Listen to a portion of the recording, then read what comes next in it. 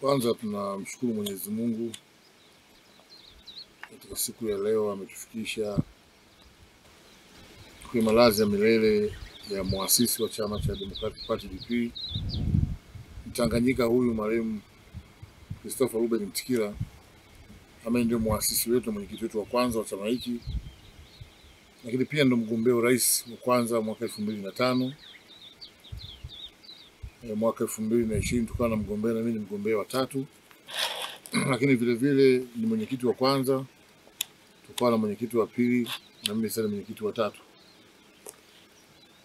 Pamoja na yote tumekuja kufanya sala kumwombea Mungu ampunguzie adhabu ya kaburi, Mungu amweke mahala panapomstahili mzee wetu huyu.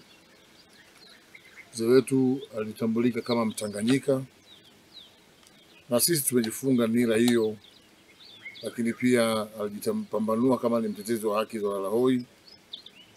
Na sisi katika uchaguzi huu wa mwaka 2025 ndio kauli mbiu yetu, tunajaribu kuenzi mapito yake,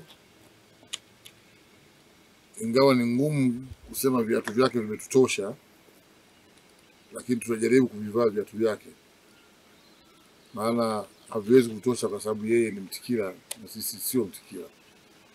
Lakini mapando yake aliyoyapanda kwetu sisi tunaendelea kuyaishi. Imani yake juu ya kuonea huruma walalahoi tunaendelea kuishi hivyo, na dhamira yake ya kuwa mtetezi wa haki za watu tunaendelea kupita katika mapito hayo.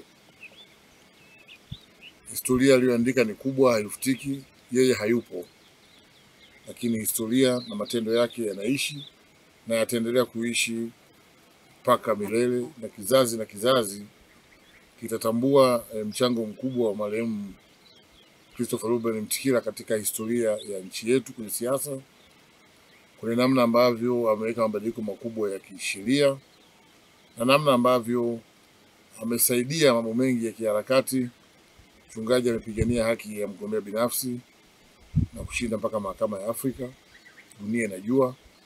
Lakini ndiye yeye ambaye alipigania pia haki ya kufanya mikutano ya hadhara na maandamano, na mahakama ikatafasiri vizuri, na ndio haki ambayo kila ukimsikia mwanasiasa anasema ni haki yetu kuandamana na kufanya mikutano, anarejea hukumu ya marehemu Christopher Mtikila, kesi yake ya mwaka 93 kama sikosei. Kesi ile ilihukumiwa na Jaji Utamwa. Kwa hivyo amekuwa na mchango mkubwa kwenye historia ya nchi yetu katika makuzi ya demokrasi. Basi sisi tuliobaki hatuna makuu zaidi ya kuendelea kuishi na kupita katika mapito yake na kujaribu kujifananisha na kutoshewa kwa viatu vyake alivyovaa, angalau kwa kiasi kile ambacho Mungu ametujalia. Tunamtakia makazi mema katika nyumba yake hii ya milele, na nawakilisha wana DP wote na Watanganyika wote na walalahoi wote, na tunaamini kabisa kwamba alipigania uwepo wa taifa la Tanganyika kama ilivyokuwa dhamira yake.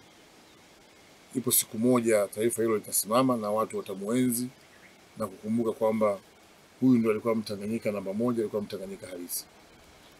Mungu atubariki sisi, lakini pia ambariki na yeye mpendwa wetu.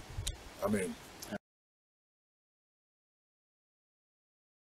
Hello, karibu sana Mashuka Safi TZ, tukuhudumie. Tuna mashuka mbalimbali ambayo ni pure cotton kutoka Uganda na Pakistan. Mashuka yetu ni kuanzia 15,000, lakini pia tuna maduveti ya aina mbalimbali kuanzia 30,000 mpaka 40,000. Tuna mito ya sebleni na chumbani, pajama za kike na za kiume, soft blankets, foronya za mito mbalimbali. Karibu sana Mashuka Safi Tanzania. Tunapatikana Mikocheni, mtaa wa Tuvikiwa. Tupigie kupitia 0715267461 au Instagram tunatumia Mashuka Safi Tanzania.